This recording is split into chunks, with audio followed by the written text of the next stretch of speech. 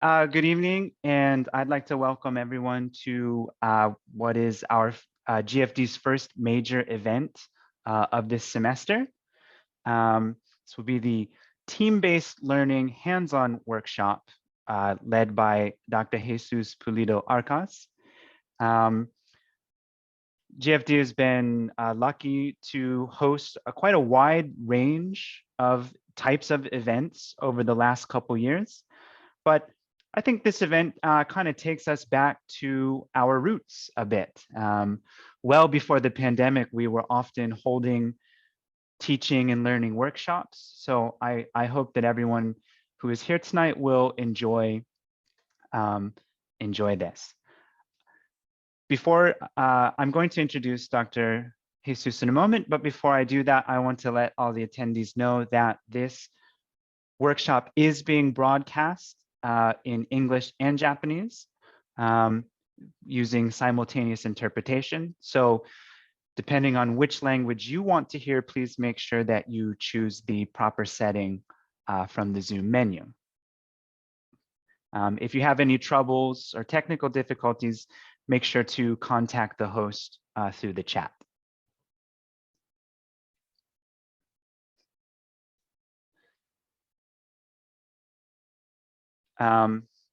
Also, with just a little bit of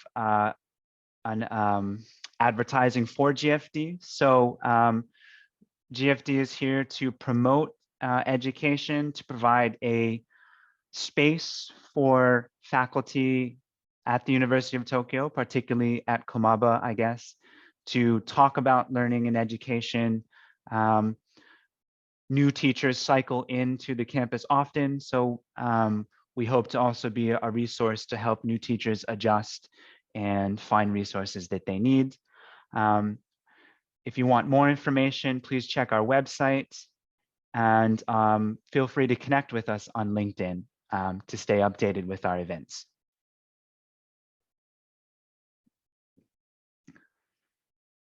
After the event, a link should appear in your browser. This will take you to a short survey. We love hearing your feedback about how our workshops go, and we love receiving your input about future workshops that you'd like to see sponsored by GFD. All right, and so with that out of the way, I'd like to welcome our leader for the evening, Dr. Jesus Pulido Arcas.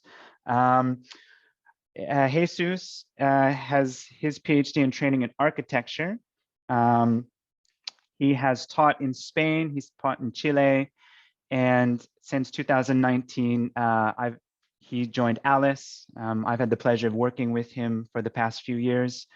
Many great conversations about teaching, both online and offline, and in the current situation as we kind of ponder the future. So I think this is a great way to kind of come back and think about our teaching as we shift back. You know, I know the pandemic's not over, but we are shifting more into the face-to-face learning again. And so maybe this gives us insight on how we hold our teaching. So, so that'll be it from me, and I'll turn it over to Jesus. Okay, thank you, James, for your kind introduction. So it's a pleasure for me to be this afternoon with you on this hands-on workshop on team-based learn methodology, TBL, okay, to shorten the name of the methodology. So first of all, I would like to give a brief overview of how this workshop is going to be organized. So I am sharing my screen. Okay. So during for the first 15 minutes, I will introduce to the methodology, TBL methodology. And as you may have read in the information, this is a practical workshop. So you will be taking the role of students attending a class based on the Tbl methodology. I sent everyone, well, everyone who registered could access some pre-reading materials that you had to go through before this class. And this is precisely the first step of Tbl. Students need to prepare for class by reading some materials, watching video presentations, reading a book chapter. I think, well, we are all familiar with this kind of assignments. So the first step of the Tbl methodology consists on the IRAT, which stands for the Individual Readiness Assurance Test. You will take a small test consisting of 4 questions, and you will take the test individually. Then, after you have finished this test, we will distribute you into breakout rooms, into groups of, well, depending on how many participants, I think we have around, I don't know, maybe 13 or 14, groups of 4 or 5 people, and you will have to answer the same questionnaire again, but now giving your answers as a team. Then we will have a debrief session that is a common discussion where each team will present their answers to the class, and we will discuss on the correct answers for each question. Then we will have a short break to prepare for the next activity, which are the application activities, which is a kind of more complex activity that you need to take in groups. I have prepared 2 or 3 of them, but depending on how much time we have, we may do 1 or 2. Okay, we're not in a rush. Okay, the point is that you enjoy and you experience Tbl methodology from the viewpoint of your students. Of course, you will need to give an answer to the application activities, and finally, we will have a debrief session and final discussion all together here in the main session. But before starting, well, just a brief introduction on why am I interested on Tbl methodology. Well, this started with a funding from the TASTE program that allowed me to buy 2 books on Tbl. And then since I became more interested, I applied to the LOOK program, and they kindly granted me the funding to attend a series of workshops on called Workshops of Fundamentals of Tbl. These workshops were conducted online. And well, there were 5 workshops, each one dedicated to one main aspect of this methodology. So today we are going to, well, basically reproduce or go into what we did on the first session, the fundamental principles and practices of Tbl. My main motivation to applying to this program and, well, for giving this workshop is because I think many of us make our students work in groups during class time, but we may be asking ourselves how our students interact when working in groups. There are students who don't participate so much in group activities. Other students take the lead of, well, they're the leaders of the group. So how can we monitor and assess the individual and the progress of each individual and the progress of each team in our class? And also, how can our students be accountable to their peers? Of course, the students are accountable to the teacher because in the end, it's the teacher who gives them a grade. So they're interested in being accountable to their instructor. But from the viewpoint of, well, their interaction between peers, I think it's also important to know how these students can be accountable to their peers.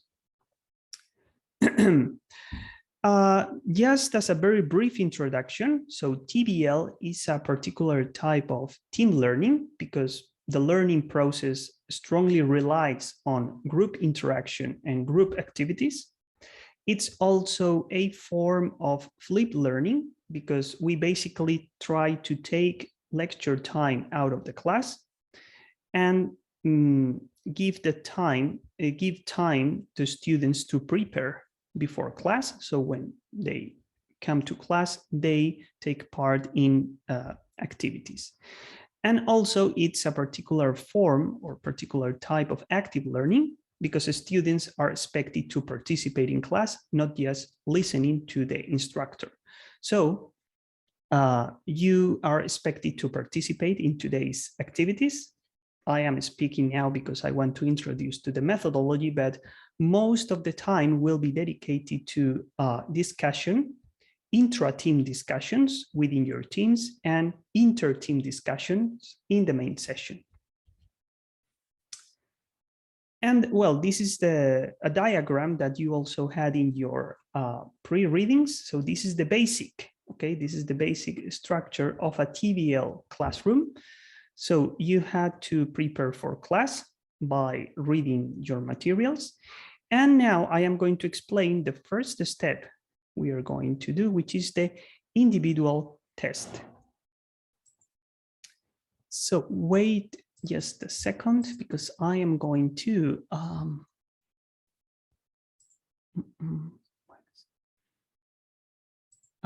share the link with you.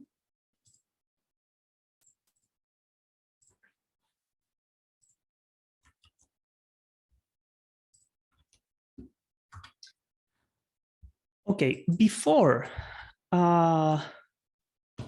taking the test, please pay attention because I want to explain something which is important. This one, I guess. Yeah.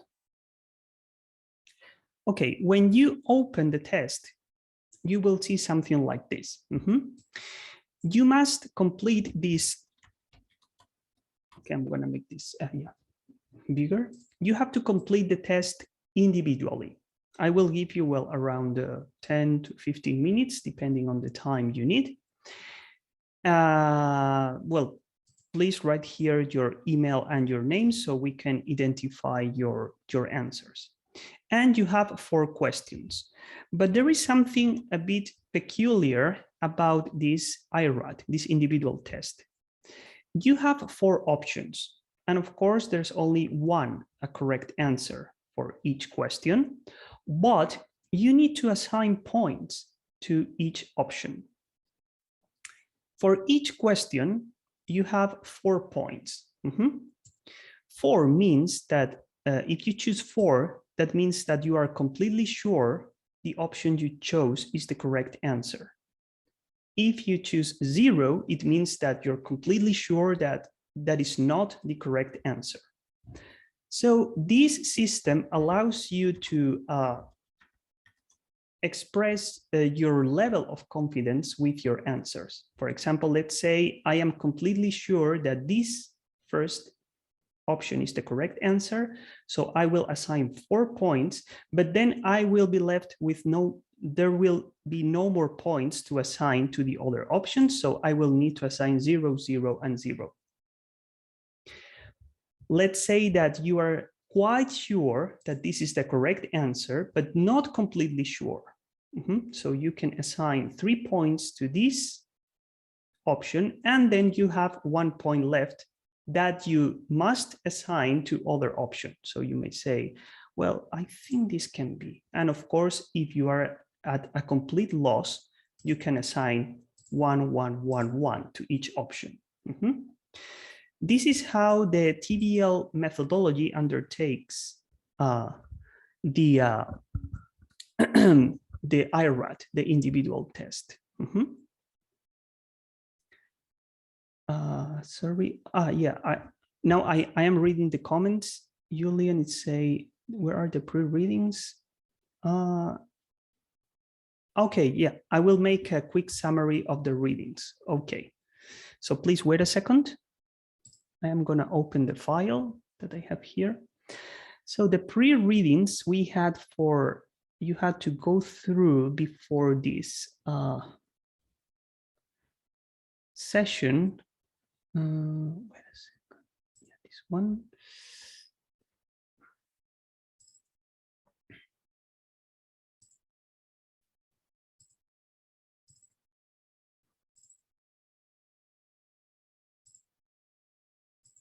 Maybe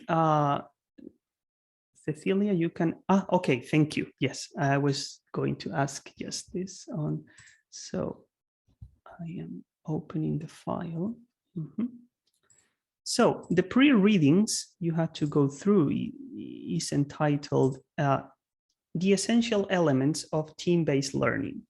I'm sorry, well, it's a bit long, but this is the materials I had to go through before the first workshop.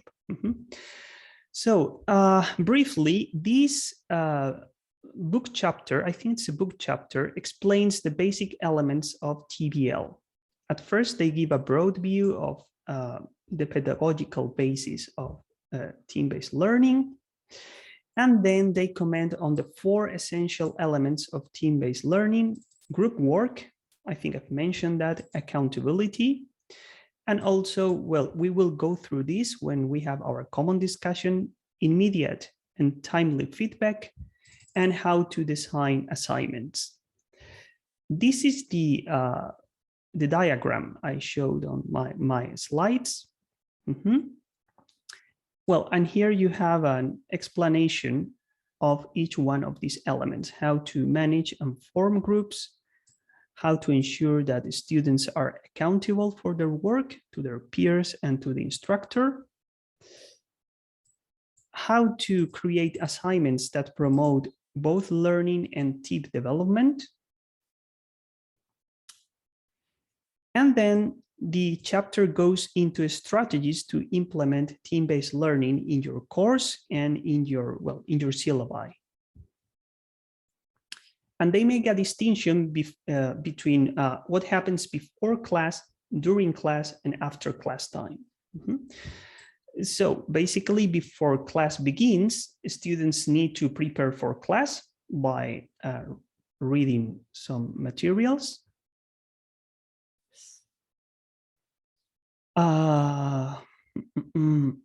The first day of class, the instructors need to make very clear to the students why he or she is using Tbl methodology, what do you expect to achieve with Tbl, and how grades and how the course will be managed, and how Tbl, the activities they take part as per the Tbl methodology, will have an impact on their final grades.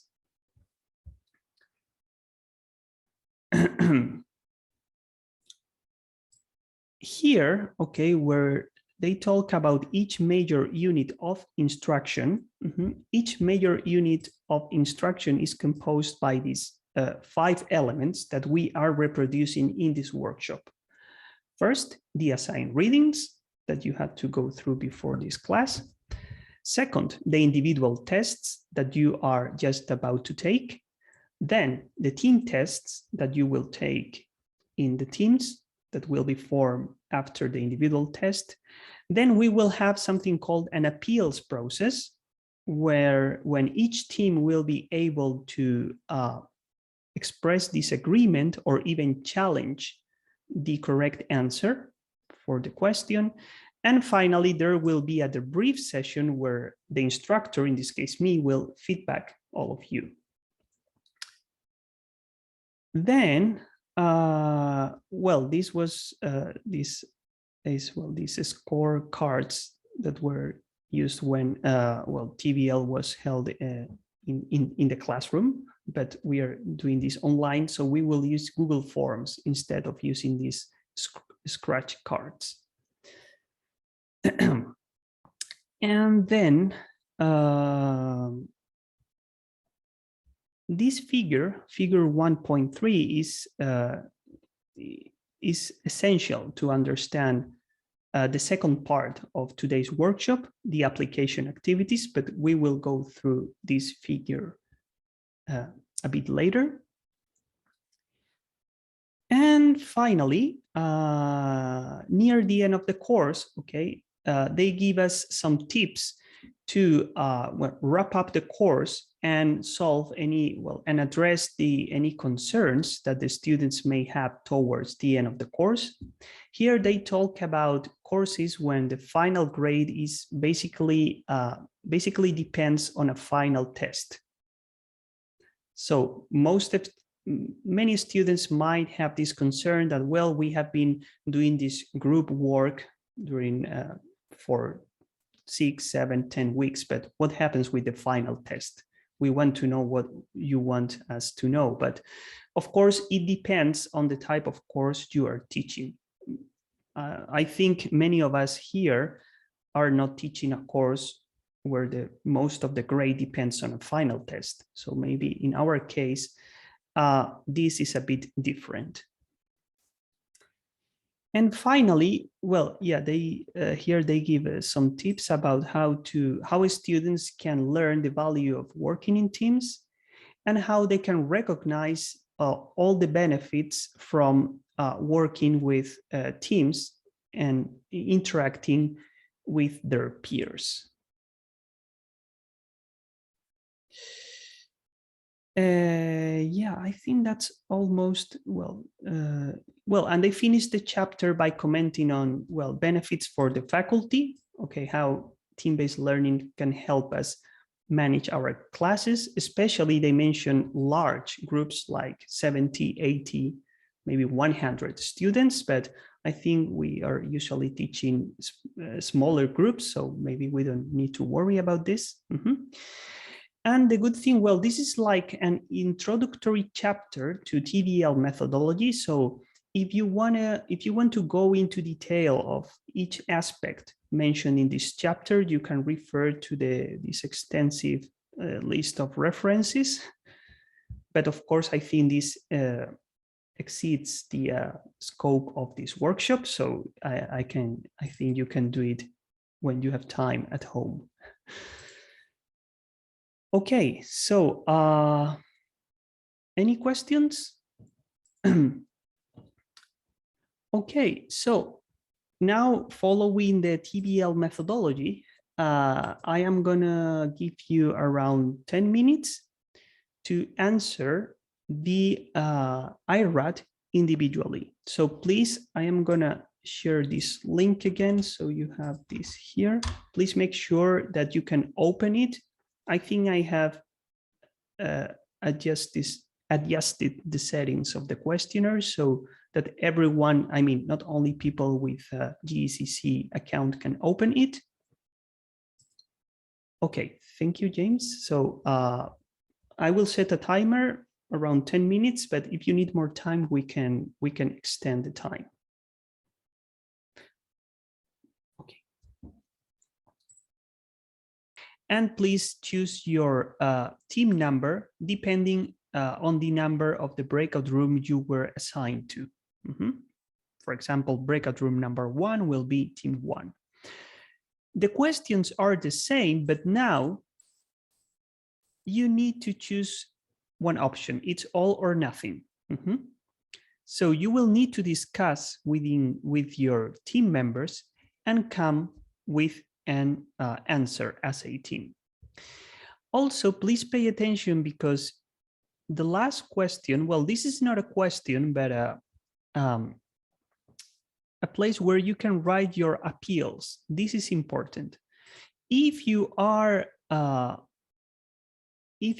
not sure about the option you chose as a team, or you would like to clarify something about that question, for example, you think the question is not properly formulated, is confusing, can lead to multiple answers, you can write here your appeal.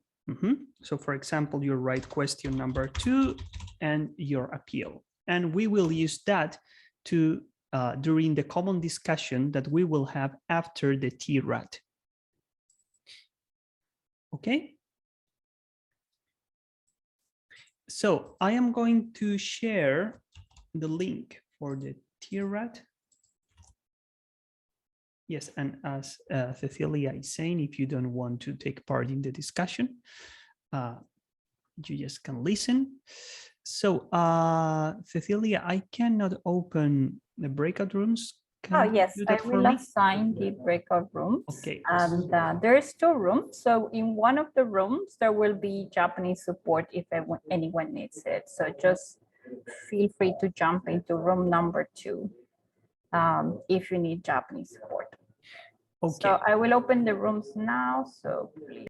Hello, welcome back. I cannot hear you. Okay, sorry. I leave too soon the group, but that's okay. I'm saying that 20 seconds left. That's okay. Okay. Did you send the TRAT? Did you send the question? We didn't finish the 4th question, so. Okay, but could you please at least review the first couple of questions? Yeah. Okay.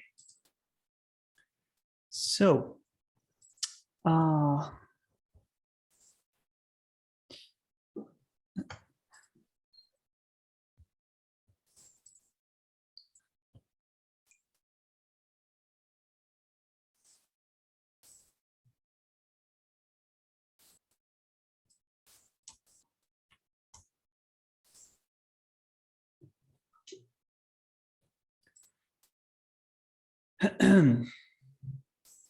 okay, so here we are. So we have the TRAT, okay.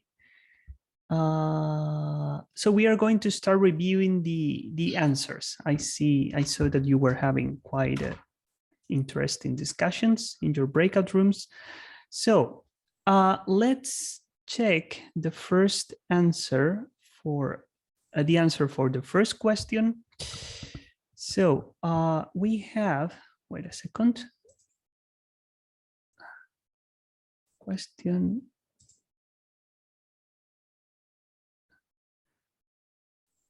Team 1, okay. Team 1, you chose option C for the first question. So the first step you should go is to identify the skills that the student should acquire and imagine how they may use them after the course is finished. And group 2, you chose A. Choose the pre-class preparation materials carefully to ensure that the students are provided with the basic concepts to answer the IRAT and the TRAT. So now comes one of the main elements of the Tbl methodology, which is the debrief session. As you see, we have here, only 2 teams, but you had different answers. Now you need to justify the rationale for your answer. And this is very important based on the preparation materials that you had. You need to indicate the reason why you chose. In this case, let's start with group 2. Why did you choose option A?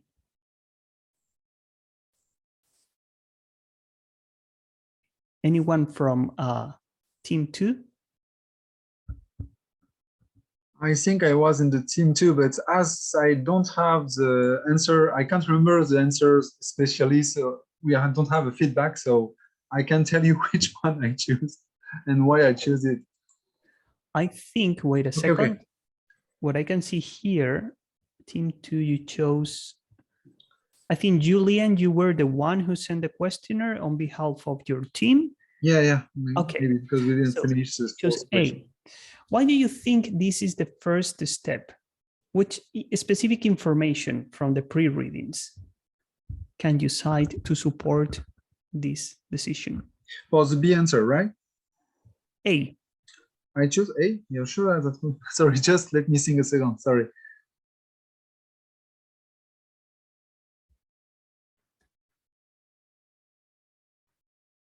Okay, I thought I checked the B answer, so I'm not sure about what I checked right now because I was pretty sure I choose B answer.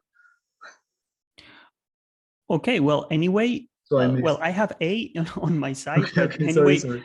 B. Okay, why do you think B is the correct answer? Okay. So when we discussed together with my group member, we were 2 of us. to discuss. So that was a nice discussion, by the way. When we saw the first answer, the A1, that was to prepare materials carefully to ensure the students are provided with the basic concept to pre-class. So we think about take class one by one and before each class to do something. But with the B1, to be sure that the basic concept can allow the students to engage in this activity seems to us more global. So we decided to choose the B1 more than the A1. Mm-hmm. So you didn't agree on your choice from the very beginning. Yeah, we agreed for the B answer. Sorry, maybe I checked the A answer too fast when I send you back the questionnaire.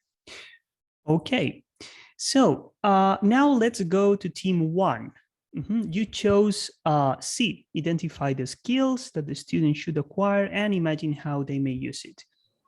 What's the rationale behind the choice? Anyone from team one?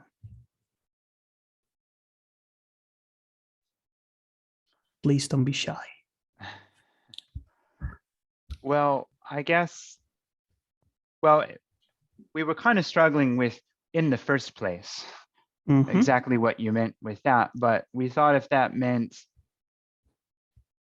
before you actually make the entire class, then according to the reading, it does mention something about backward design in starting, I guess, at the end of the course, what you would want students to do.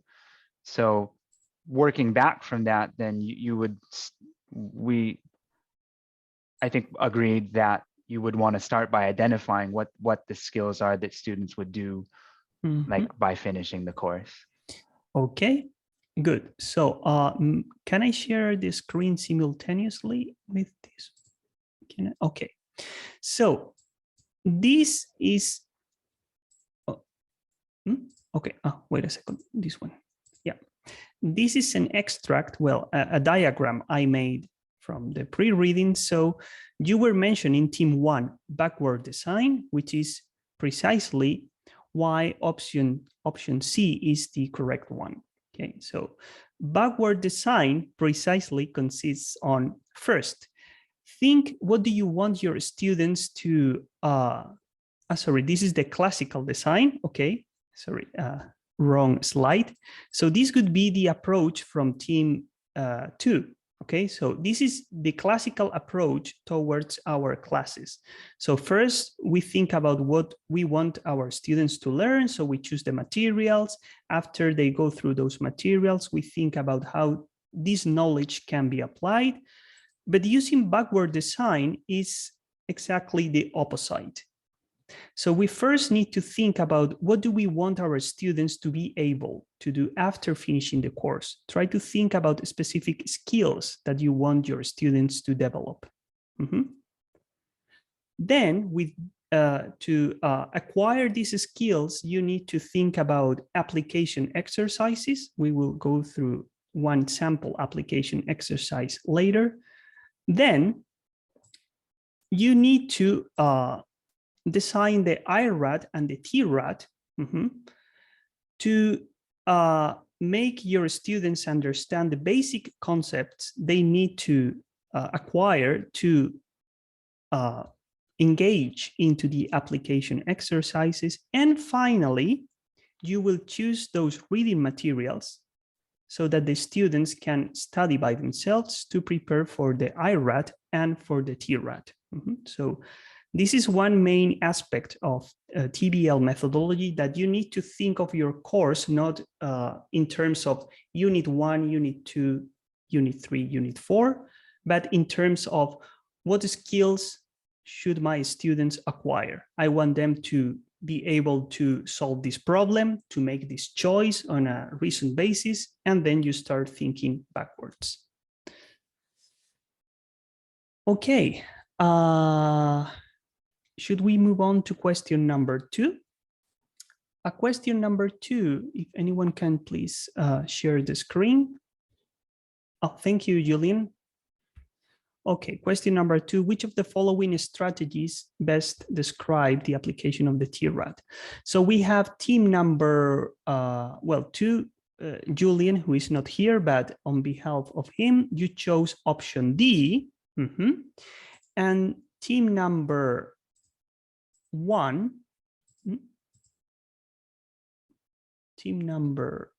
so where's team number 1? Wait a second. Yeah, team number 1, you chose D. So both teams chose D. The students take the IRAT individually and then the TRAT in teams. The instructor reviews the correct answers together with the students answering appeals from the teams. So yes, both of you are correct. So the correct answer is D. This is precisely what we are doing in this workshop, okay? You don't disclose the correct answers before the TRAT so that the students need to defend their position, but they don't know whether they're right or wrong.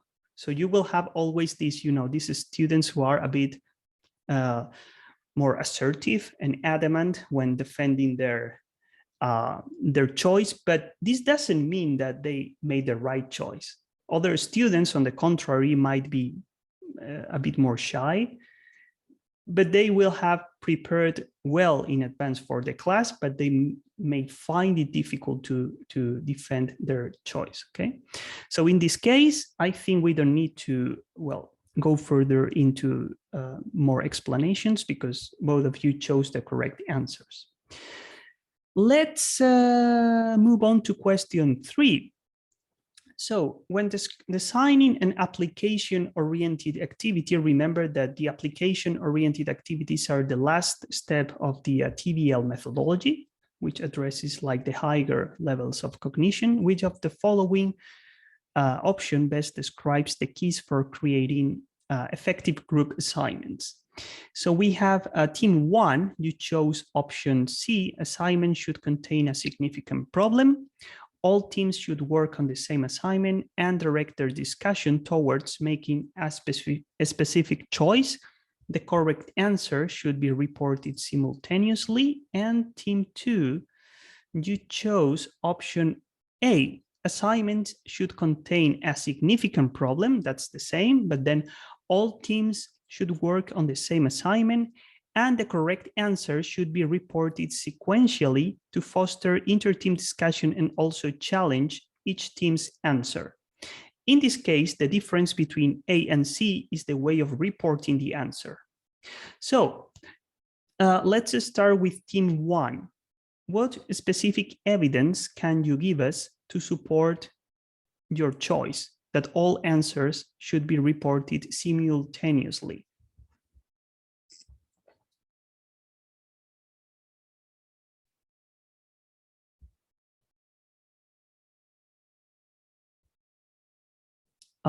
Team 1?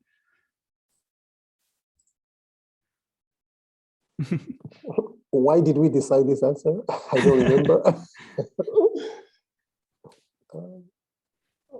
Actually, looks like we just discussed it and considering logically, we've come to decision that it is probably C, but it was actually stated clearly in the pre-reading materials. Frankly speaking, I just okay. Dina, I didn't notice. Can I call you Dina? Yeah, of course. Yeah. So you mentioned something that you said it was clearly specified in the pre-readings. Can you please point? On page 20, there was okay. Formula. I'm going to share my screen. Okay. But actually, we just thought about what we were doing just at that moment, and looked like we were following the C route. So here you can see that simultaneously report. So it's very important, and that's why your option is the correct one, that you report the answers simultaneously to all teams. Because if you report the answers sequentially, for example, you start, okay, team 1, what did you choose? I chose A. Team B, A. Team C, A. And then comes team 1, A. Team 2, option A. Team 3, option A. And then comes team 4, who chose option C, for example, in the first place. They will say, no, say A, say A. we don't want to get into trouble. So this is called, the preceding answers may influence the teams that come after. So one, well, if we are online, I have your answers here on Google Forms, but if you are in class, one interesting way of doing that, I've been trying this, is give each team a small whiteboard. So they have to write their answer and raise the whiteboard at the same time. And sometimes it's really funny to see how the team that has the different answers say, oh no, we have to explain the answer now, why is that? And this creates a sense of, I mean, the students are on alert because they never know when they will have to justify their decisions. So yes, the most important point in this case is to report the answers simultaneously. Okay, and the last one, I think it was a tricky one. Yeah, thank you, Cecilia.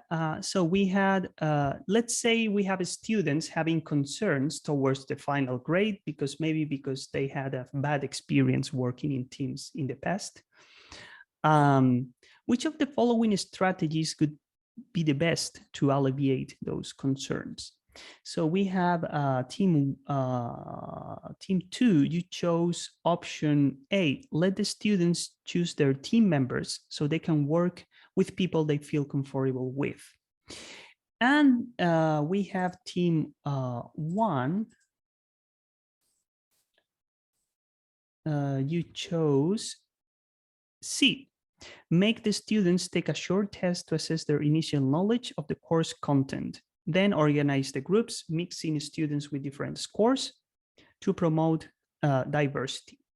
So now let's start with, well, team 2 this time. Why did you choose option A?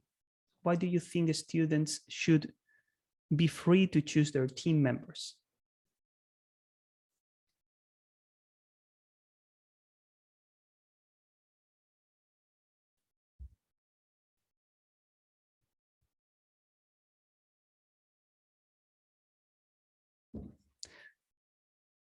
Any reasons?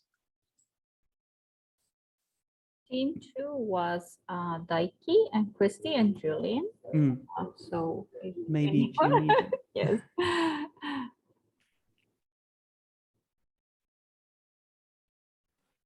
チーム B ですか？はい。チーム B は何選んでますか？ C. No, sorry. A.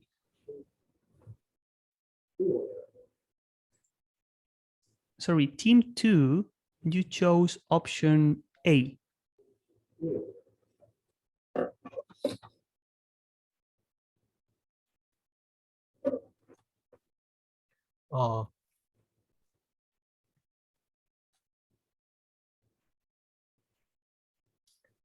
そうですね。今 A で違うなと思ったんですけど、チームワークなんで、やっぱりチームのメンバーに選ばせるってのは、やっぱり好き嫌いがチームワークであるんで、快適にしようとしても逆にならないんで、やっぱり何かあった時にいざこざがあるんで、A じゃなくて、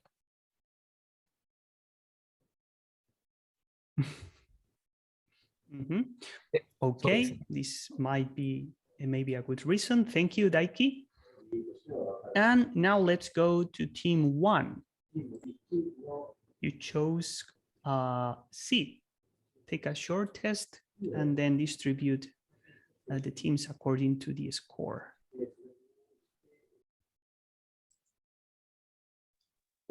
Anna, you can answer this. Thank you, Tito. Well, I think in the end we can hear you. We were running out of time and we were choosing between C and D, right? We did not really reach the 100% agreement, but so one of the points that was mentioned in the homework reading was that it's important to have balanced out teams, so students abilities would not be a good way of saying that, but students are balanced out across the teams with their skill set pre-existing before the course, right?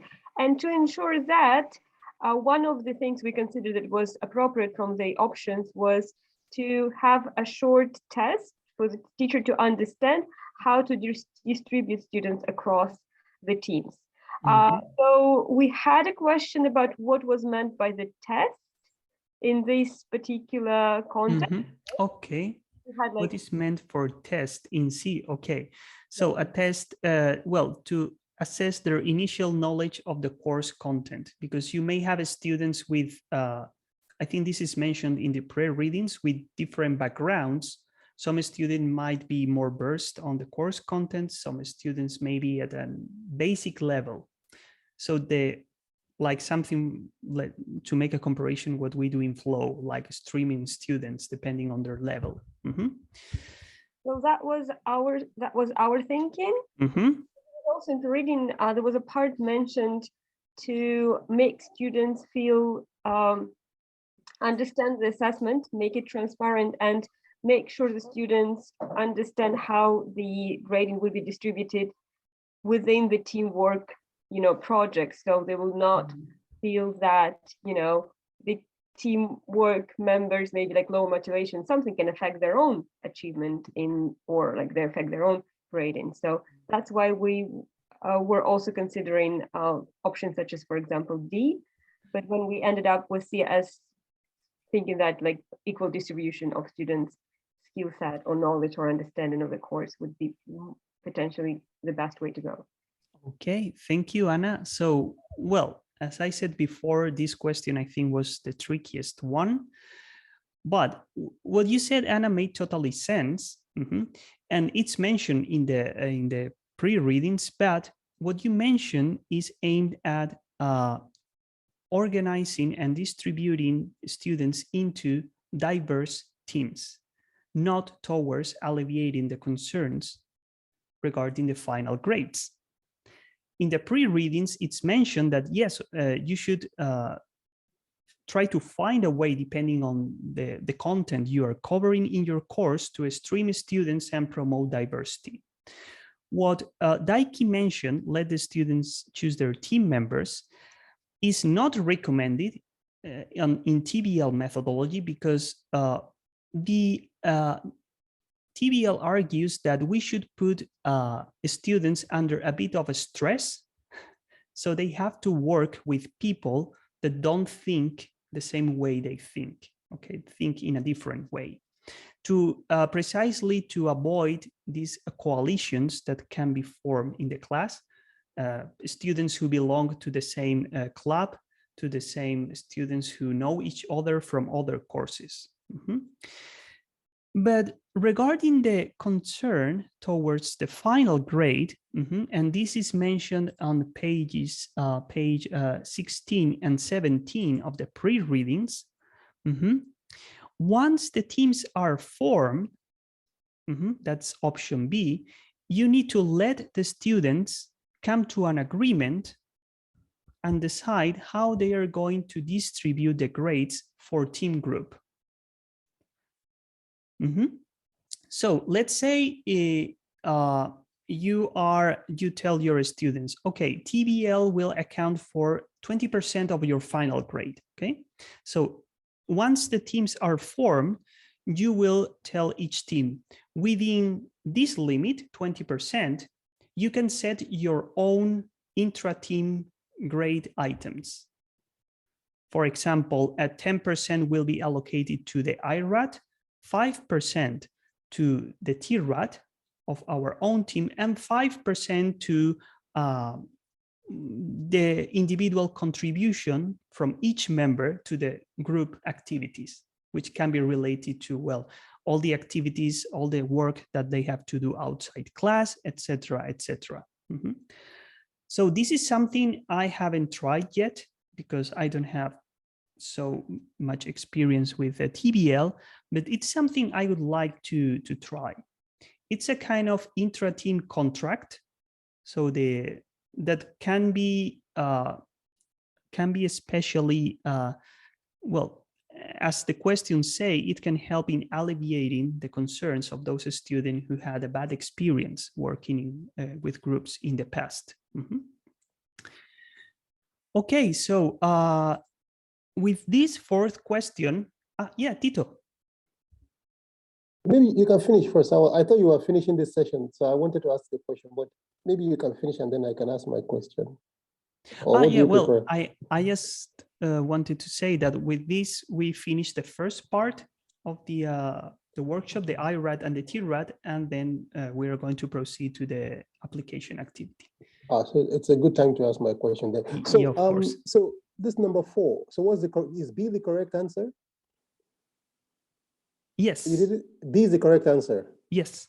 So this is a very good point, because I thought it was B, because I didn't believe in the inventory. But because I hadn't done the pre-reading, I sort of submitted my choice to the people that done the pre-reading. And this ties with the question, one of the questions I want to ask, which is, if members of a team don't agree, right? So, and in the is it the TRAT? That's what we call it, right? The team, yeah. They have to choose, they have to make a decision, but they don't agree. So what happens? Well, in that case, well, that's a very good question, but at first the teams need to come to an agreement. And that's one of the main pillars of Tbl methodology. They need to make a decision, because Tbl argues that a way to develop a higher cognitive levels is to put the students into a situation from which they cannot escape by just by making a choice and thinking.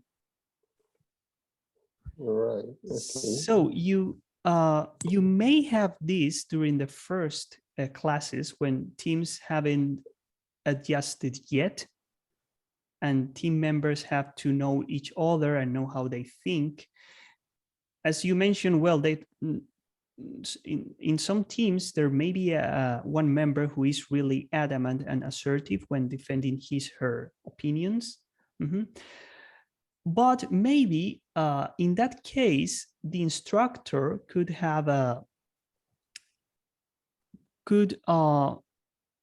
address this issue by asking each team member and each team to provide with a specific evidence for their choice. Usually when there is, maybe they aren't coming to an agreement because there's a clash of personalities or battle of egos. So in that case, you just can tell the students, okay, leave your egos away, just focus on the evidence. Go to the pre-readings and find evidence for your choice. And the students may realize, yeah, okay, so there's one correct answer, and is according to the pre-readings, B or A or C is the correct answer. Yeah, that's very good. So this TRAT question, then definitely there is a specific answer in the end. Yeah, I saw, for example, that you were having a really intense discussion about question number 4, and that's very good, because that's precisely one of the main goals of the TRAT, that you have these intra-team discussions. Okay. And then one point I just wanted to make in relation to A, my own thinking also is that although teams they want to choose each other because they are friends, but at the end of the day, we really want the team members to focus on the task, right? And even if they choose each other as friends at the beginning, what if, I don't know, 2 weeks or 3 weeks down the line, something happens to their friendship? The team is irrelevant anyway, whether they like each other or not. So the idea of actually focusing on the task from the beginning, for me, is one of the reasons why I didn't like answer A. Yeah, precisely. Yeah. I think the authors even mentioned in the pre-readings that some kind of personal relations can be troublesome, like ex-boyfriend, ex-girlfriend in the same team, or people who had an argument or fight in the past because, well, whatever reason. So that's why the, well, it's explained in detail in the pre-readings, but they give the instructor some techniques to distribute the students. But one important thing is that the instructor, they recommend to form the teams in class, during the first class. Because if you, the instructor doesn't form the teams in class, the students might be thinking about what reasons may be behind the instructor's decision to distribute the students in this or that way. Right. So you need to make very clear to the students why you are randomly assigning them to different teams. And just one very last question. So in this TRAT, definitely you recommend that the instructor doesn't put an option that says, if you can't agree, then well, what do you think? It reduces the stress the students are under, right? Yeah, well, when I was attending the TBL workshop, but that's also, yeah, a very good question. They didn't mention about this because, again, they emphasize that the students should make a decision. Right. Because they say this is what they will encounter in their life.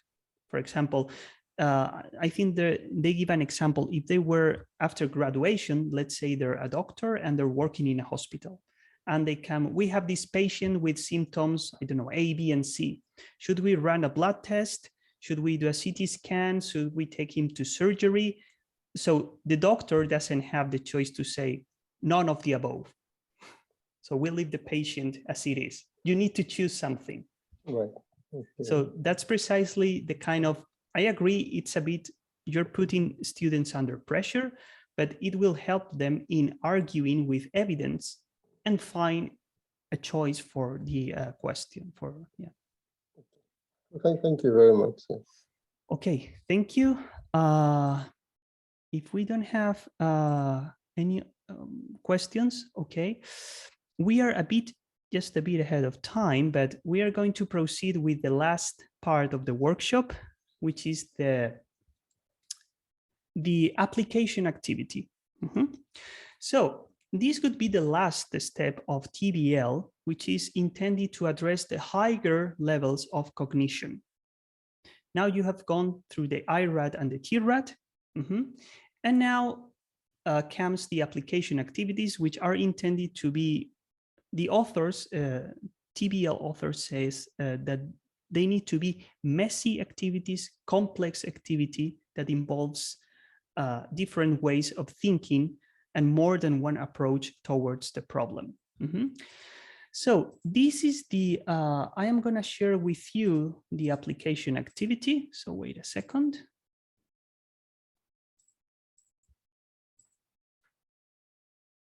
And well, of course, you will need to find an answer for this question in Teams.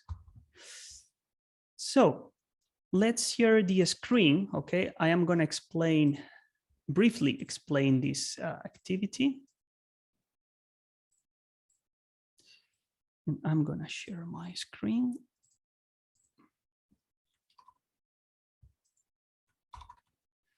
Let's say that you are, imagine this is in the scenario, you're teaching a course entitled Accessible and Inclusive Educational Buildings. The course is taught at the Department of Architecture of University A and aims to raise awareness about the importance of designing accessible educational buildings for visually, auditory, and physically impaired students. You gave the students the following materials to prepare for class.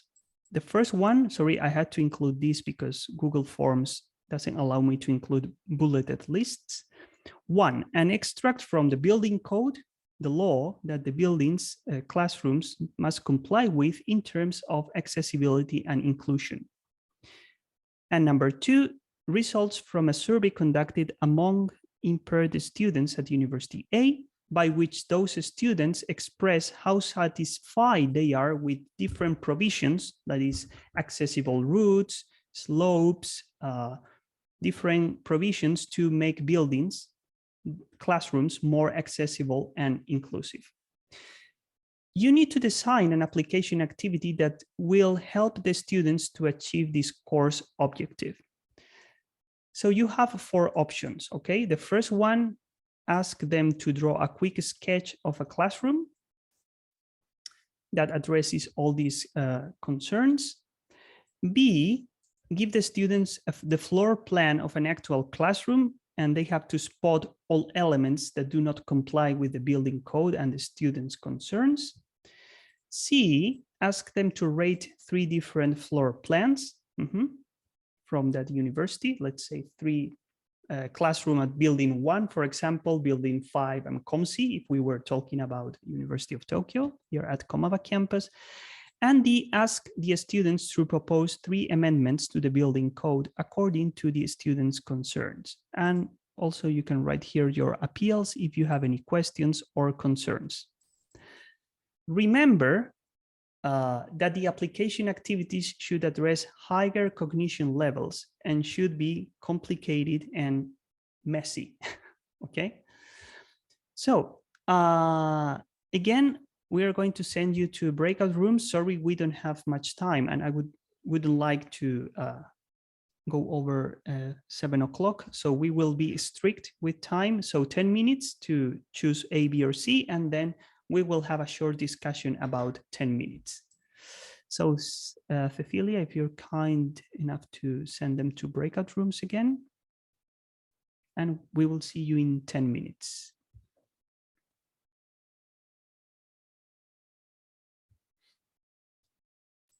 Here we are again.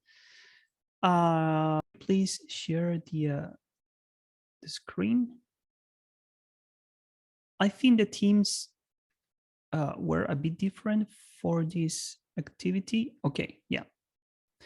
So I only could enter breakout room number 1 when I saw Tito, Anna, and Dina, maybe? No, Tito, No. Anna, and Real. Okay, and Real. Okay, so did you, which option did you choose? I think we chose C. We chose C. I have submitted it like very last second. Yeah, now I can see. Yeah, C. Okay. So both of you chose C. The other breakout room where, yeah, Jim submitted the answer, and you also choose C. So both teams agree on C. So could you please briefly explain why you chose C? Let's start with Tito, the first room number 1, Tito, Anna, anyone? So Tito, you can compliment, you can like continue or correct me if I'm wrong, right? So looking at the task, the goal or objective, or like the course aims at raising awareness, right, about the importance, right?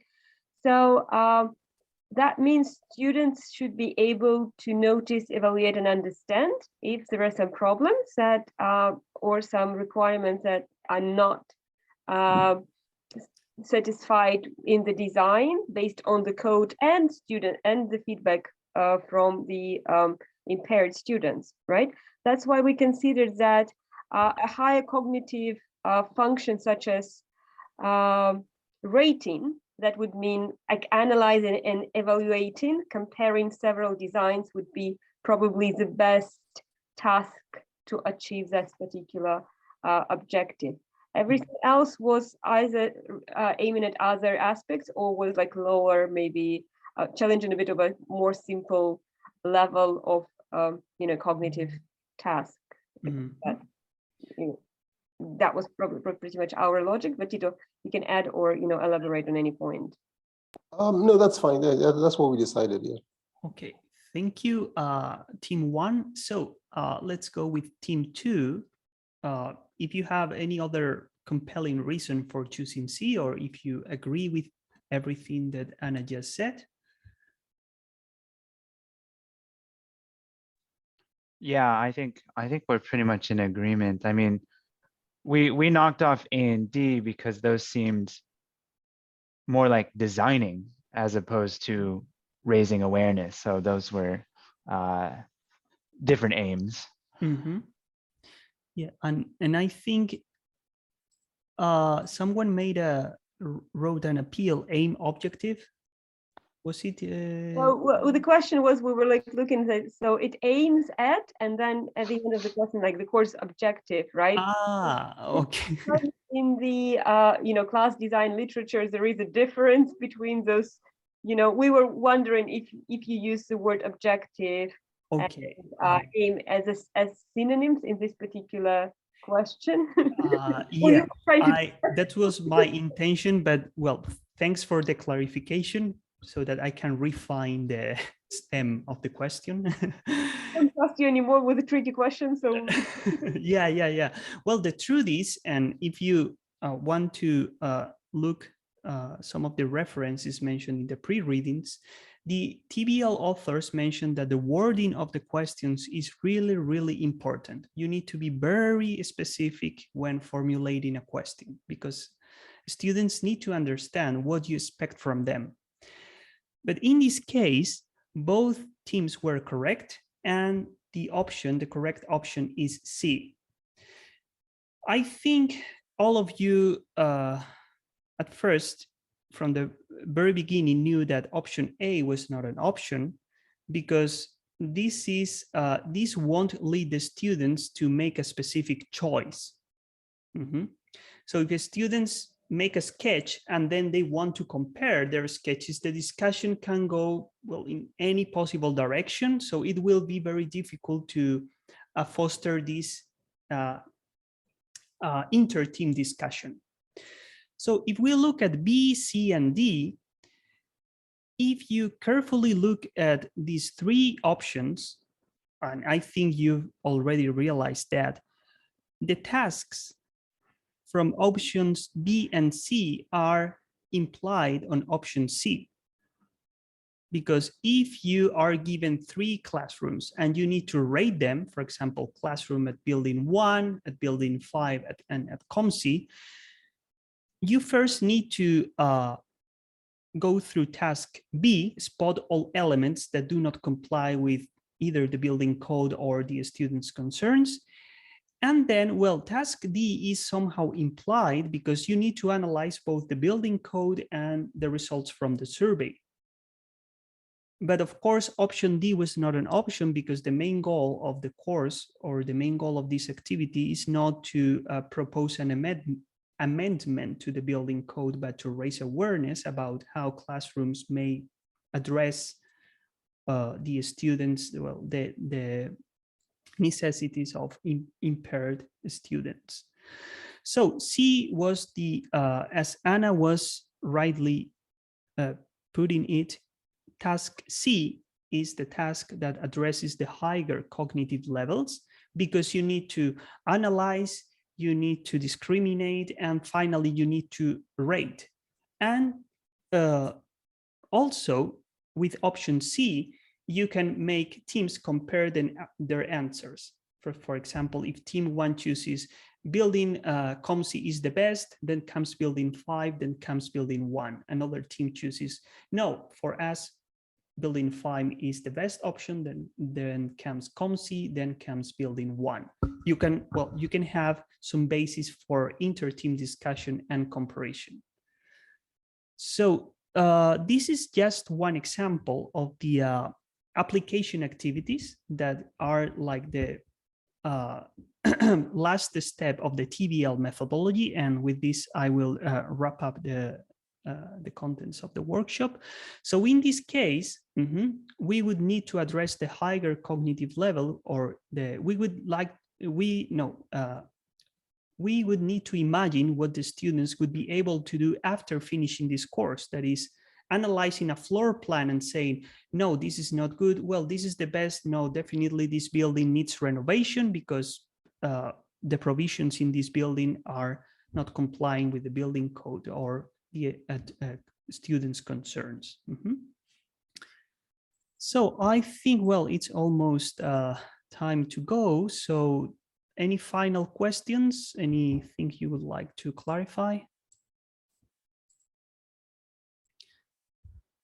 Okay, so from my side, well, I would like to thank everyone for coming to this workshop. And of course, well, we didn't have, well, it's a 2-hour workshop, but if anyone is interested in any aspects of team-based learning, I have 2 books here with me, and also Cecilia, I think GFD bought 3 books on team-based learning that are available for everyone. Yeah. Okay, good. And well, I'll be happy. Well, I intend to, well, implement this methodology to my courses. So if anyone is interested in discussing this with me, I'll be happy to continue the discussions during this semester or in the forthcoming semesters. Okay, so that's all from my part.